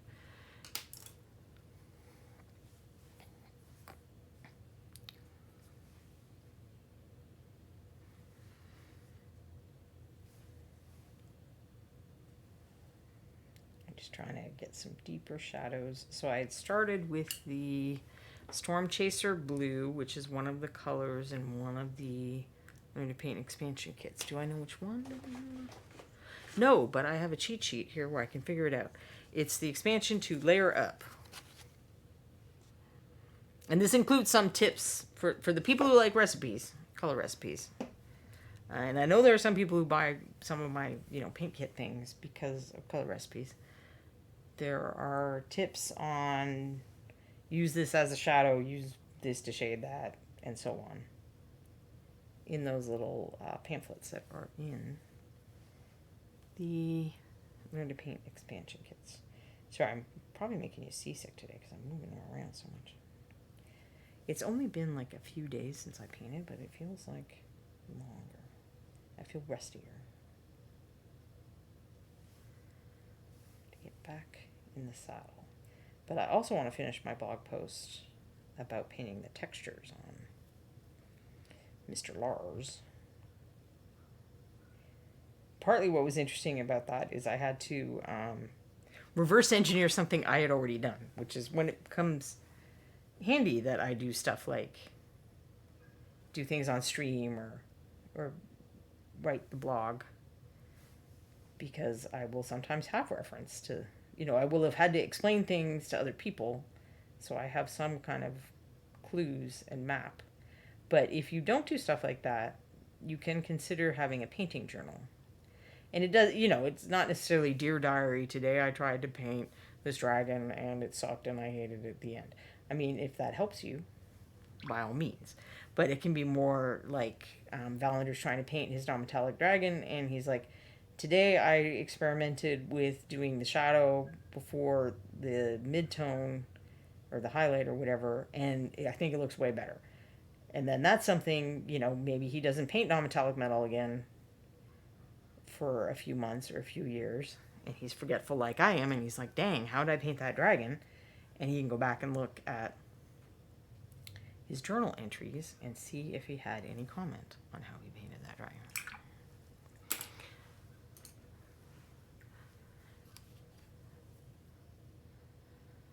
Kiriniko, one of the best critiques I got was from the Reaper Forum painting contest. I painted Dance of Death and placed in the top 3. It was passed on to me that I lost points for not placing the highlights on the dragon scales properly. I didn't really understand it at the time, but now I shine a light on my minis to try to find out where the light hits the mini, which is a great way to do that. There's a variety of different ways to try to figure out where light and shadow is, and maybe that's something I should do show on, but that is certainly a very effective technique. Sorry, I need darker blue liner. I don't know how blue liner is like my most essential paint that I then also lose most easily.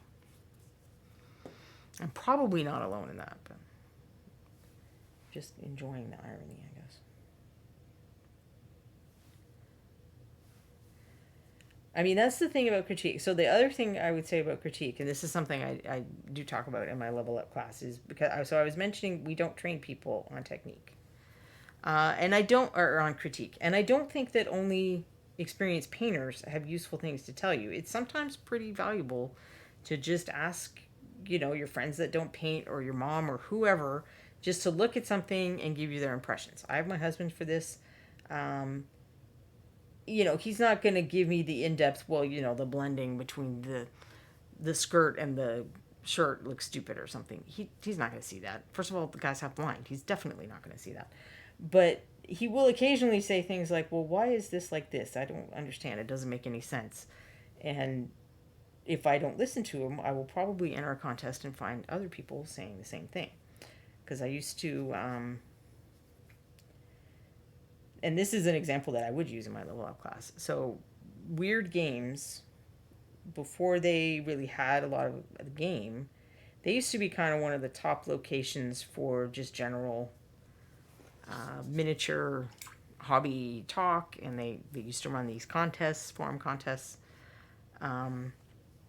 And part of the contest was, you could win stuff as an entrant, but if you gave commentary on everybody's entries, you were entered in a giveaway for stuff as well. So there was motivation for people to actually spend a minute and share their opinions. Which made it valuable because you could see a number, you could see like 17 or 18 opinions on something and see where there was commonality, or where, one guy might be, well, I think that color looks stupid, and 4 other people said, I think that color looks great for that item. Then the one guy's probably an outlier.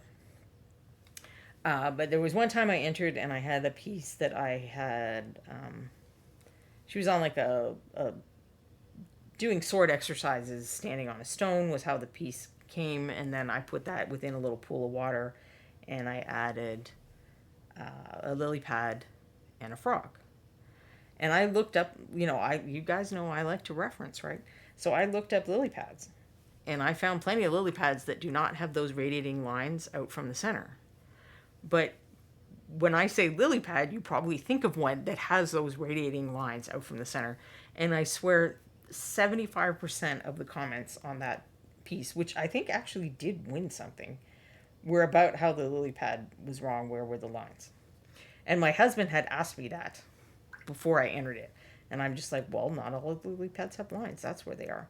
So I went back in and added the lines on the lily pad after. Sometimes it's not about making something the way it really looks. It's about making it look the way people expect it to look. Most often, I think it is valuable to reference real things. And it can be, kind of fun to do something that isn't, like, not the same color snake or whatever that everybody typically does. Not that I know that there is a same color snake that everybody typically does, but you know what I mean. But sometimes you just got to meet people's expectations, I think, is what I learned from that one. But I also learned that just because my husband doesn't paint, and just because he's literally half blind, doesn't mean that he can't give me useful critique sometimes.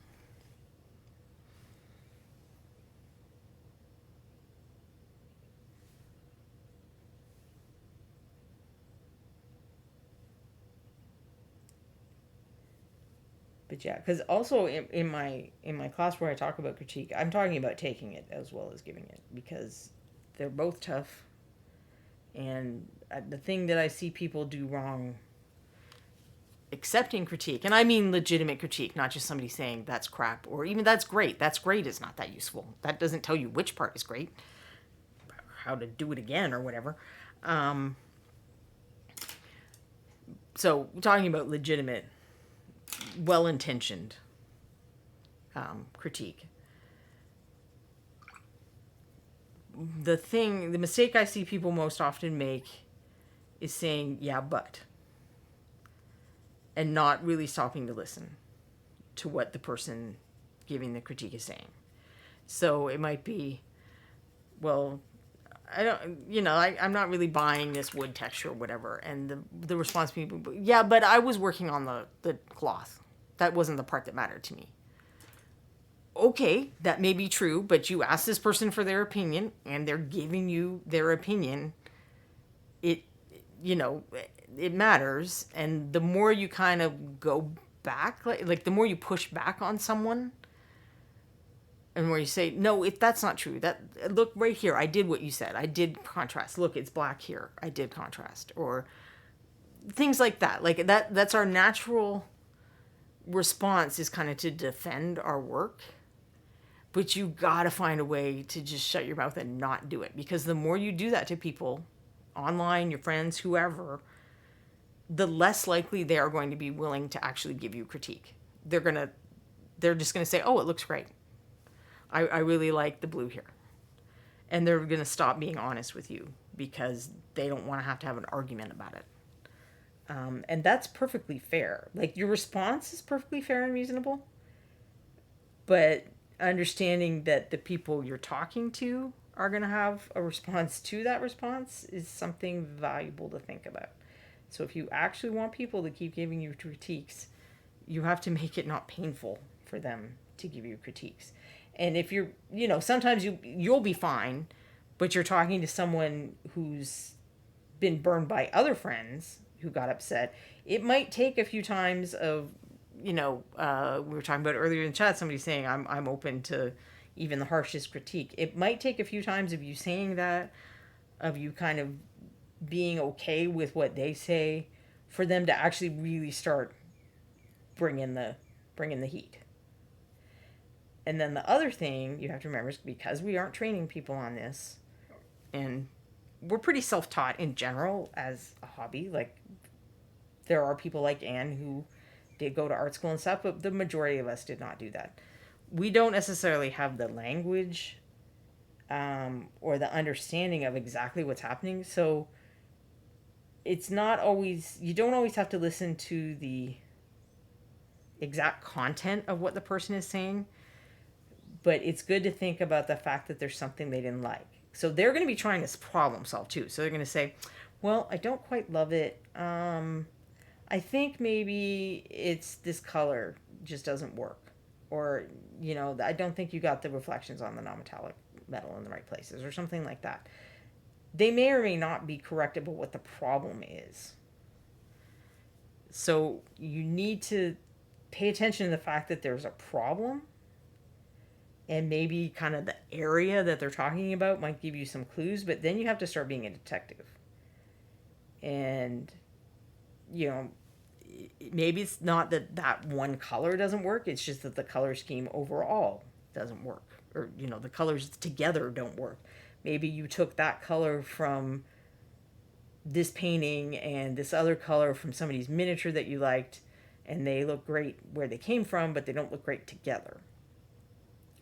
Or maybe they're saying that I don't think, where you put the reflections on your non-metallic metal is right, but really the problem is there's just not enough contrast on the non-metallic metal, so it's not reading as metal. There's absolutely an element of detective work in, because if you were in a situation like the forum contests or other stuff like that, where multiple people are commenting on, like how I talked about that other contest that I used to go in, you will get people who say diametrically opposite things. And sometimes that's just taste. I mean, there's absolutely a subjective element in what people like. As an example of that, if you guys remember this guy, I think this is a very fall color scheme, but one that's not exactly typical. And I wrote a blog entry about that. That's the current blog entry that I have up is, how to steal a color scheme. And if you were here, we went through multiple episodes where I discussed stealing color scheme and then painted the guy. So I post this, and one of the responses was, I feel like that's half spring and half fall colors. It doesn't go. I don't get it. That's a perfectly valid response. I mean, that's how that person feels. Color can be very personal. To me, this green reads like the kind of green you'd see on evergreen trees, not, fresh spring foliage green. But that's my opinion. Like, that's an opinion thing. I'm not going to be able to talk that guy into believing that that's a valid autumn color scheme, and I don't need to. He's allowed to have that opinion. So there are things that are just opinions, and you can't do much about that.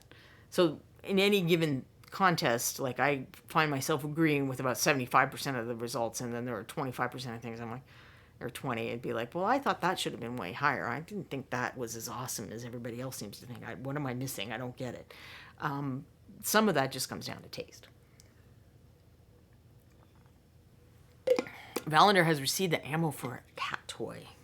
That is going to be a happy cat. And also says, a very valuable piece of advice, although people know about this, so then it goes back and forth, the critique sandwich. So talk about something good that they did, talk about something that can improve, and then, typically the people say something nice again. Valander put it as, and then give a general overview. And I do always try to point out something that worked. First of all, it's important to know what works so you don't stop doing that. Like if you're only thinking about the things that don't work, you might stop doing stuff that does work. So mentioning stuff that people are doing well is helpful on that front. It's not just, placating them or being nice or whatever. But I think it is also because these are our little babies. We have put ourselves in them. We have emotional feelings about them. It doesn't hurt to try to be diplomatic and kind when giving a critique. It doesn't mean not to tell people the stuff that could be better. It depends on the scenario. So if I'm talking about like when I'm doing MSP open critiques, people are coming to us and they're saying they want a critique. I'm not just going to walk up to somebody at my game store and start telling them what they can do better on their miniature. They didn't ask me. If they ask me, then maybe I'm going to get into it. But I might even still feel it out a little and see, okay, is this someone who, someone who's talking about context? Is this someone who just started learning to paint and they're excited and they just want to show me their miniature and have me be excited too? Yeah. And then maybe I can say, hey, but if you added these lines here, it would look even cooler. Like I might tell them about one simple thing, simple technique that they could think of, or if they're super new, probably I'm telling them about dry brushing or washing. And I'm like, did you know that if you put the wash over this, you would pop the texture that's already there and it would look even cooler? Might be something like that. But if it's a situation where somebody's coming up to me after a contest and they're asking for my feedback as a judge, I'm assuming that they're asking because they are excited enough about painting for contests and stuff that they want to improve their skills and figure out how to do better in contests and how to paint better miniatures. So there's absolutely like a context thing and how much detail you go into and stuff like that.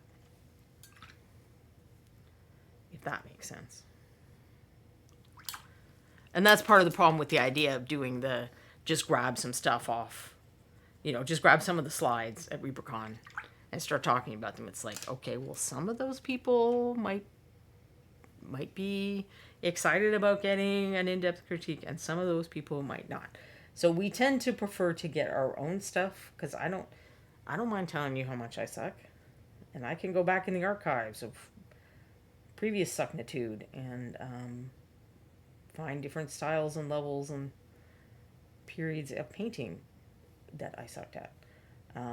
The main problem with that, and what would be nice is if we do it kind of more as a group thing, is I do have a style, I do have techniques that I use more, so you're not going to be seeing as full a picture as if we were looking at stuff from a variety of people.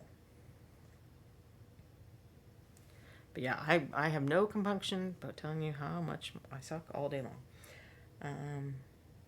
And I'm genuinely, like, I'm with the person who was saying, I want, come at me with both barrels. I want the real critique. I want to know what to do to improve. And I've always kind of been like that. But that doesn't mean that even within that context, I haven't had moments where I was kind of like, you know what? I was actually not emotionally prepared to be hearing this much truth right at this moment. And you don't always see that coming.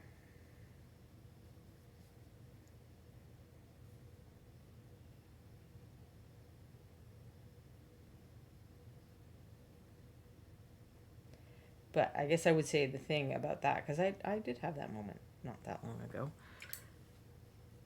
I know that response is me, because I did not stop that conversation. I did not say, you know what, it's okay, but let's not talk about my miniatures today. I asked someone I know that is one of the most critical people. That's the person I go to, well, one of the people I go to, if I want, the serious, unvarnished, throw it at me kind of opinions. And I didn't actually do that. We were in an organic conversation, and then it kind of turned to the miniatures, and I did not stop and think, hey, I am not in the heads, it's been 2020 and then 2021. I am not in the headspace where I'm prepared to have somebody tell me how I suck for a half an hour. But that is on me, because I didn't stop that conversation. So that's another thing about taking critique, is if you ask for it, you cannot then be mad that someone did it. You can try to learn, hey, maybe this, I just don't get how this person phrases things, or they're a little too unvarnished with their truth. They're not the best person for me to ask, or I'm only going to ask them when I'm feeling super confident. But people are absolutely reluctant to give critique because they've been yelled at by people for being mean or harsh or whatever. And then we even have an additional thing, especially online, where not everybody's speaking the same language. I mean, I am always impressed at how people who are not native English, English isn't their first language, and they're out here teaching miniature painting and critiquing and stuff. I mean, I was qualified as bilingual in French, and I guarantee you that I would butcher an attempt to do this in French. It would be something. And in fact, I should go back and say that the has no soul comment was someone who was not, English was not their first language, and I suspect that if it had been, they might have found a way to cushion that a little bit. Like, I don't know if they meant that to be as stabby as it felt like it was. They may have. I mean, some people are just really blunt. Some people don't have time to write an additional, or write or say an additional 5 minutes worth of stuff to make the critique sandwich as tasty as possible. Doesn't mean they don't have valuable things to say, but a lot of getting value out of critique is learning to know yourself, whether you actually want it. Like, do you want to do work to improve, or are you happy just painting the way you do? Because if you're happy just painting the way you do, then don't ask for critiques on how to get better, because it implies that you're going to take some time and sit and get better, and put some work in and do stuff that isn't fun. And if you just want to do, the fun parts of your hobby that you like, do that. Go for it. Some of the happiest painters I know are people who are like, you know what? I don't enjoy painting for contests. I'm not going to do it anymore. And then I know other people, like, I get bored if I'm not challenging myself in some way. If I'm not trying to, oh, well, what could I do on this? What could I experiment with here? What's this like? Can I try to understand this concept better? If I'm not doing that, I get bored and I don't want to paint. But to somebody else, that might be like, well, I did my job all day, and now I'm coming home and having to do another job. The cat toy is a Nerf gun. My cats love to chase the darts, and one of them, Ralph, plays fetch and brings them back to me. I think we tried one of those on our cats, and one got confused and the other got scared, so we gave it up. Because I thought it would be a great cat toy. I'm glad it works for you, because I thought that would be a fantastic cat toy. But sometimes my cats are a little bit weird. Now I'm trying to remember if we tried it on Corbin, the big orange guy. Oh, I have a Corbin story. Is there time? Where am I? It's probably... Nope, we have time. We have time for the Corbin story. So, for those who are not... You guys haven't seen Corbin very much, because he's this huge orange cat. And he literally is hard for me to pick up, because I have a bad back. And he doesn't like being picked up, so he does not come and wander in the way Ella, the little cute girl cat that I pick up and show you guys sometimes. He doesn't want any of that. So unfortunately, I don't get to show him on stream. But he is quite a character, and he's an excellent hunter, and he'd love if he could be an outdoor cat, but we don't think that's safe. So we came up with the compromise of he goes out on a halter with my husband, and he's learned to hunt this way. So he's learned that he has to, he can't chase and stuff. He has to pounce. So he sits really still, he waits for his moment, and then he pounces. And then sometimes he'll do the cat thing of you let it go and you catch it again and whatnot. And if it's over a certain weight class, we try to get it away from him and let it live another day. So we don't object to the mice and the voles and stuff, but if it gets up to about chipmunk size, we're like, hey buddy, why don't you just put that down and come and eat something inside. But his very favorite prey is lizards. And they will even come in on our porch sometimes, so he doesn't necessarily have to wait until he's outside to enjoy lizard.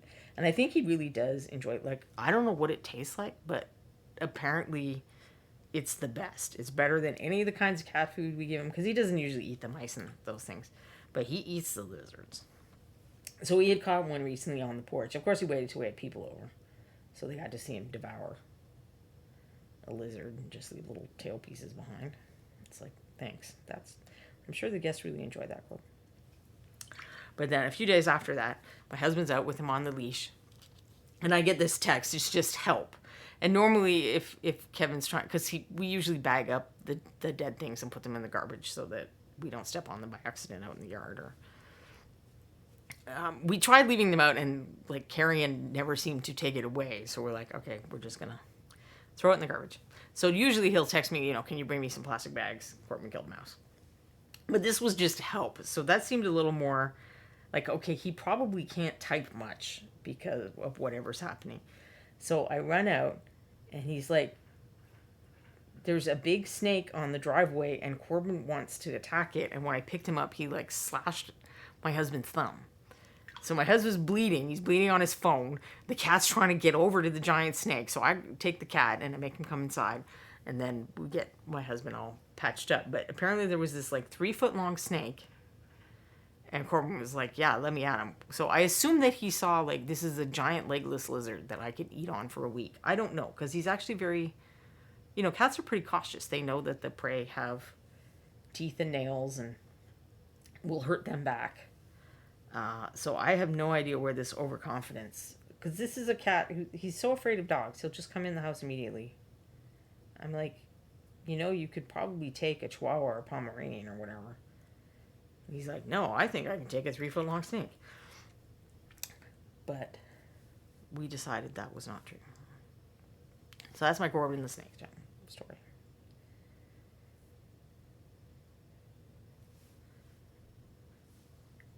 So that was a bit of a heart attack.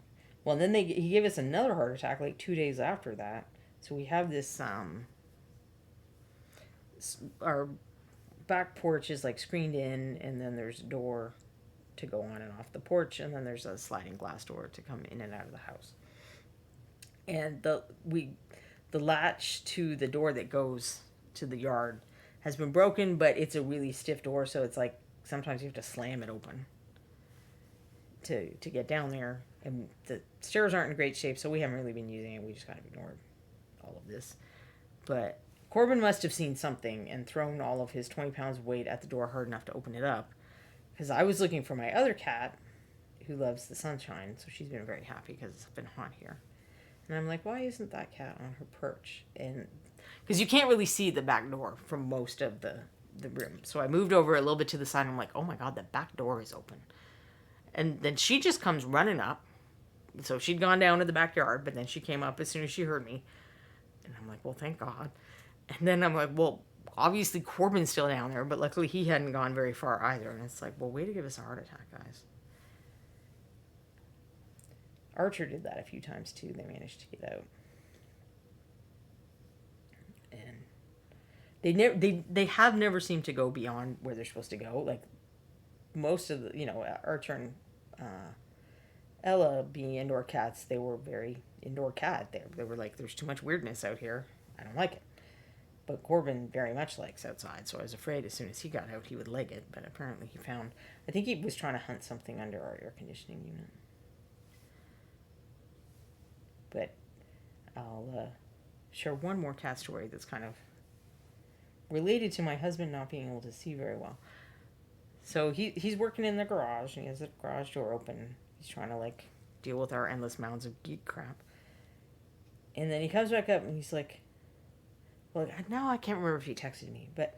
So anyway, he's like, there are these cats that look just like our cats in the yard. And I'm like, they are our cats. The back door was open, and the garage door is open. You let out the cats. What do you mean there are these cats that look...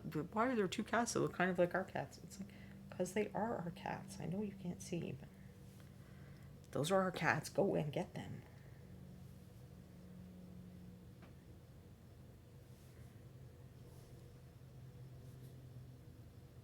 But luckily, it wasn't Corbin then. Kiriniko, one of our indoor cats, watches horses go by and makes the same chittering noises as birds. Wow, that is overconfidence. That is extreme overconfidence. I'm pretty sure as he got closer to a horse, he would be like, oh, wait, I rescind my idea. I will not be hunting that.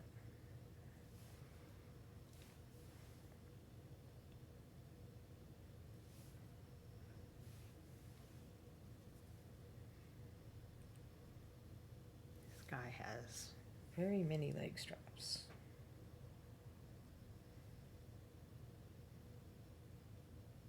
Oh, but now that I finished the blue, other than putting it on the shield, of course, because...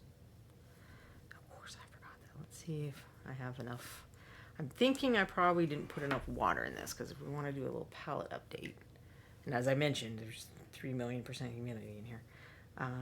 So this paint, and I've added water a couple times to some of it,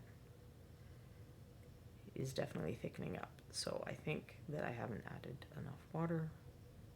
For this palette, I'm going to go read their instructions. For those who came in later, I just received the Redgrass Painter Palette version 2, I think is what it is, from the Kickstarter fulfillment like a few days ago, so I hadn't had a chance to try it out yet, so I'm trying it on stream. They've got their special sponge, which even there's a little logo, which I thought that would bother me, but they're the painting membrane, sorry Quindy, this is what they call this part, is thick enough that it doesn't seem, I don't seem to be, I can kind of see it, but I don't think that if I put paint there it would affect it. But I'm not, I mean, it feels cool and kind of a little damp up here, but I'm not sure that it's as much moisture as I would want to have coming through. But it's possible that I did not add enough to the sponge. Because as I mentioned to people who were here earlier, I didn't really go read the instructions, which I do normally do. I'm big on instructions. But I was excited and I just wanted to get using it. But yeah, and also this is not an ideal way to keep paint on a wet palette. Having little drops and pulling stuff off from them like this, I mean, this is fairly fresh. This one was earlier, but you can see that where it's still a drop is pretty good consistency, and then where I had pulled it out thinner is pretty much completely dry. Let's check. Yep, I mean, you can mess it up because these membranes are reusable, so they're meant to be washed off and reused, but that paint was dry. It's just that it didn't fully adhere to this surface. So I want to do a palette comparison with all the different sponges and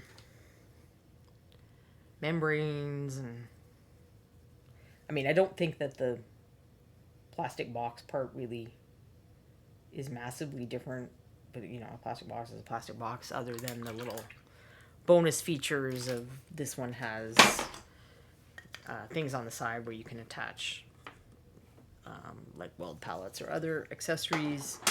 It also has, I didn't show you this earlier. Can I get there?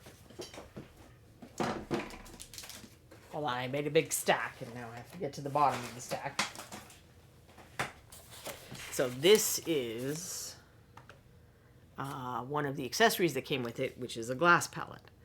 A glass palette is not what you want to use with acrylic paint because it will stick to the glass. But a lot of people are getting into oil painting. So they make this as an attachment you can add. You can rest this in your palette and then you scrape it off when you're using it. I mean, you can wipe it off and rub it off with the white spirit, odorless mineral spirits, whatever. Turpentine, whatever it is you use. But if oil paint dries, you can just use a razor blade or something and scrap it off. So a lot of oil painters do use glass pellets. Oh, we have a surprise guest. Let me see if I can pull this off. Hi, buddy. Nope, come back. You gotta see the people. You gotta say hi to the people. Here he is. I can't get all of them in frame because there's a lot of them. You can see how much he loves the love. He loves the love. Okay. Okay, say bye to everybody. He came here to tell me it was dinner time. He's like, I did not expect hugs. I came here to tell you about food. He does he'll let us pet his head all day long. And when we watch TV at night, he comes. I have a reclining chair, and he'll come and cuddle up beside my leg or in between my legs, and he'll sit there for way longer than I can sit there. Like I almost always have to go pee before he's bored. So he is affectionate. He's just not a hugger. He's not that kind of cuddly cat. But you can see that he's also not small. And I think that was his goal. I think he was like, I'm too small. They can pick me up. If I'm less small, perhaps they will stop doing this to me. I'm being bad because the paint is not completely dry. Don't be me. Let the paint dry. But I wanted to get something on the shield before we finish up. I haven't decided what to do with the shields on these guys. Whether it should be like a pattern or do like actual freehand or what. I'm accepting ideas. So I'm probably not going to go nuts on the shield, but figured it'd be good to get some.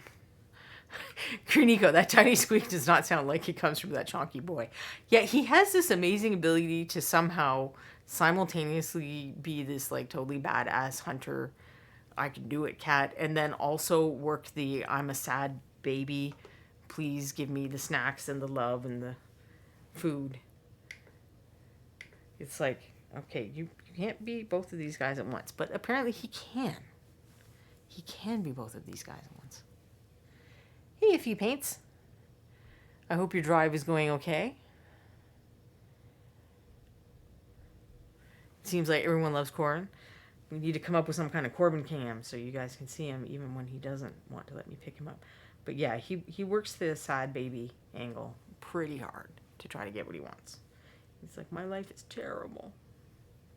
You guys are so mean. Clearly I'm starving. Please feed me more snacks. And that one doesn't seem very believable. And yet he tries it all the time.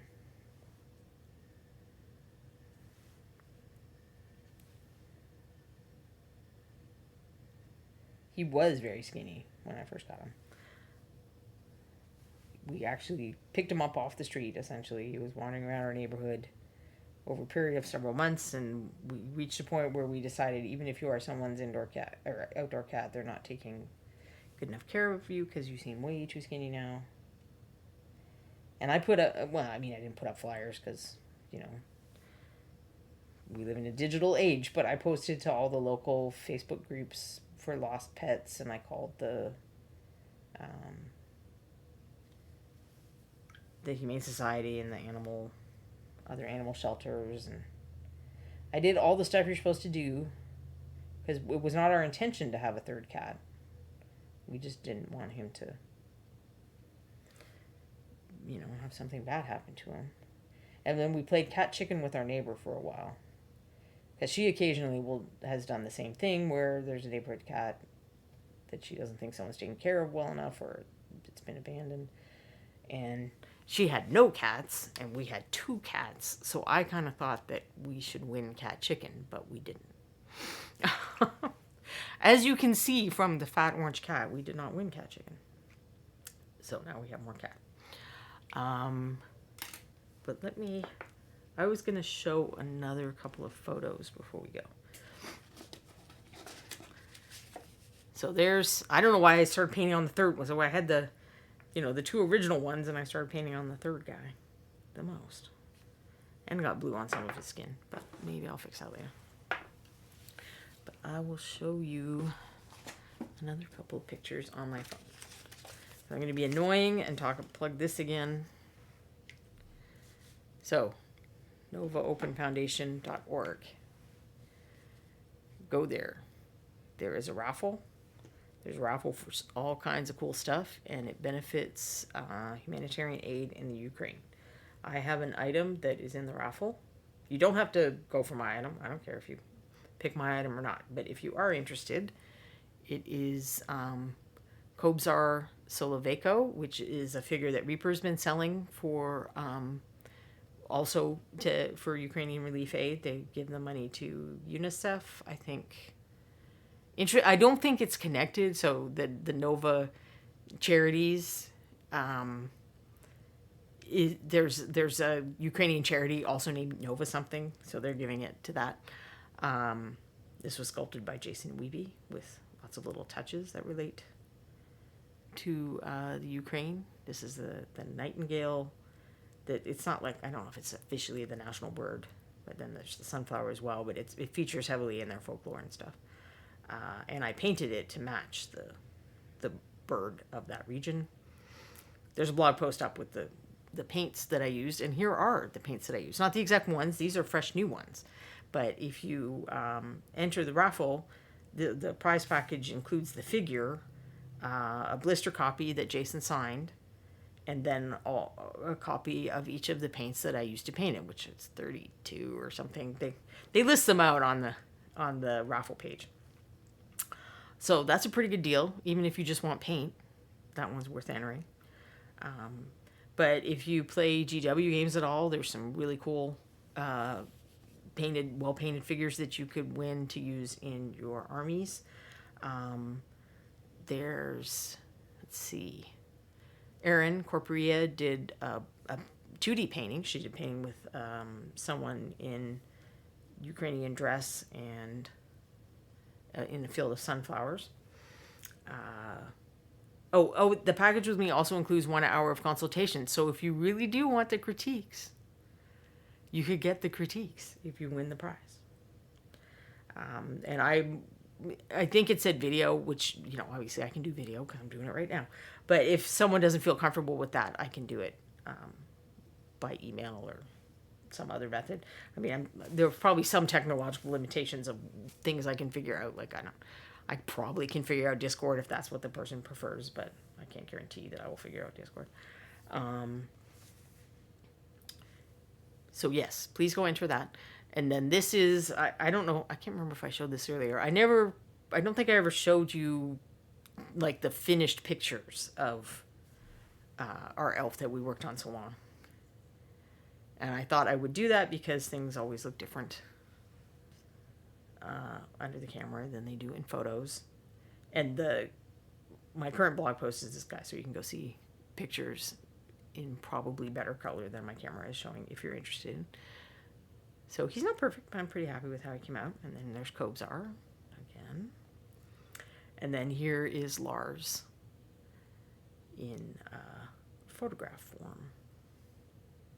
So you can probably see the textures a little better. But for anyone who missed the beginning, like Calendar, I will show Lars in camera form. So this is the Bones USA Miniature of the Month that you will get a free copy of with a minimum purchase on the Beeper website. Or you can just go buy one. And he has a lot of cool details. I enjoy painting him. And I'm going to have an article coming up about painting the texture on the leather, but also I'm going to do another one about the color scheme, which is not something that I took from an ad or a fantasy painting or whatever. It's something I did off the color wheel, but explaining how you can take colors off the color wheel that do not seem like they go with the kind of guy that you want to paint and make them go with the kind of guy that you want to paint. Let's see, we've had some cat tidbits that I've been missing here. Ballander's cats would curl up in his lap all day long. One of the 10-year-olds is 16 pounds, the other is 17 pounds, and the 17-year-old is 11 pounds. I've never had a cat as big as Corbin, and I know people that are like, I want a giant Maine Coon that weighs like 30 pounds. Like, Corbin makes my leg go to sleep, and he does not weigh 30 pounds, and he's not even lying completely on my leg. He's just leaning on my leg. Kuniko's 5-pound Bengal mix has the loudest bellow that I've ever heard from a cat. We suspect that she's 90% lungs. 5 pounds? You could probably carry her in one hand. Valander, most of my cats are quiet unless they have a nightmare. Then they cry and yell until they see me and dive into my lap, quavering and shaking until they calm down. Well, I'm glad that you're there for them. I don't understand the concept of quiet cats because I've never had any of those. They call them chatty at the vet because they're always very diplomatic. You're like, you have chatty cats. It's like, yeah, I have loud ass cats is what you're trying to say. Kuniko bought some tickets. Yay, thank you. Please buy tickets. Please support charity. They are not raising as much money as they were hoping to, and they're concerned that it's because people are getting burned out on the Ukrainian situation, which I really hope is not the case because the Ukrainian situation doesn't seem to be burning out. So they definitely still need our help. And there is some stuff painted by some amazing painters. The big prize is, I think the game's called Marvel United.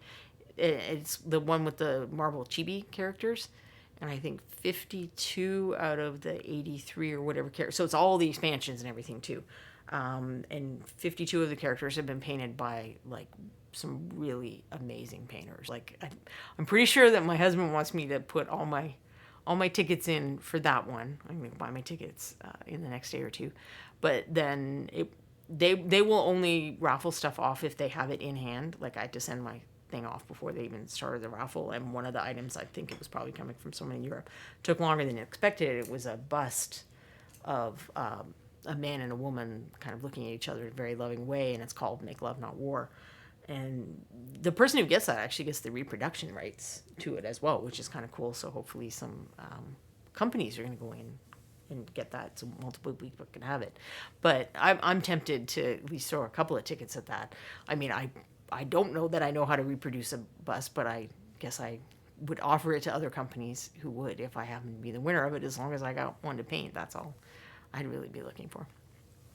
But I would love to see them raise a ton of money. Oh, and in case anyone is wondering, I meant to mention that when we're talking about Kobzar, speaking of raising money, this is a different one that I painted in a completely different color palette. Reaper sent out a newsletter. If you're not signed up to their newsletter, I think you can go on the webpage and there's a link, like on the reapermini.com. I think there's a link to sign up for it. And they have raised over $21,000 so far from sales of Kobzar. So if you don't want to buy a raffle ticket because you want to make sure that you get something for your money, you can go buy a Kobzar and contribute that way.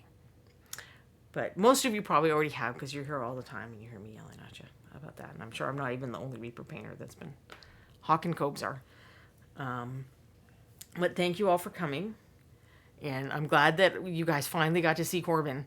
So we got to see him on Reaper Errant a few sessions ago because he got close enough for me to grab. But this is the first time he's gotten close enough to grab. Because, see, this is the bonus of my husband not being home. Because he would just go bug my husband because they normally get fed at 4. So that's why he came in here. He's like, excuse me, it is well after 4 because I'm in Eastern, not Texas time. But he's like, well, since my normal servant is unavailable, you should feed me. And he got too close, and now you guys got to see him. You can carry Kuroniko's cat in one arm. Aw. I've had a couple of kittens now where they tell you it's going to be a tiny little cat. And they're like, oh, this cat didn't get enough nutrition, and it's going to be a tiny little cat. And then they've never been a tiny little cat. Corbin was not one of those cats. But they did say he was fully grown when we took him in. And you look at the pictures now, and I'm like, did this vet know what a cat looks like? Like, what is this statement that they're making that he was fully grown? Like, he was very clearly a teenage cat. He was all gangly and stuff. But he wasn't supposed to grow that much, I guess. So we were supposed to be somewhere in the middle of what the vet wanted and what we got, I guess. But I'm going to let Queenie find us a raid because I think we're after 5. Yep, we're after 5. Thank you for hanging out with me. I hope that watching me just paint a little bit of blue wasn't too boring. But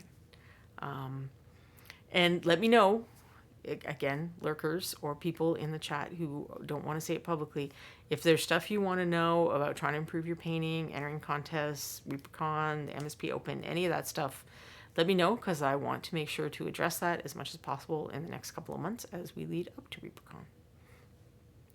Ballinger's cats are luckily in amazing health. Ballinger would like to learn to judge. Do you mean in terms of giving critiques or in terms of being one of the judges? Because there's like a judging system and there's apprenticing and all this kind of stuff. That's a not me question. The critiquing part is a bit of a different thing. But I'm going to wave goodbye now because I see our raid is going. Have a good day, everybody.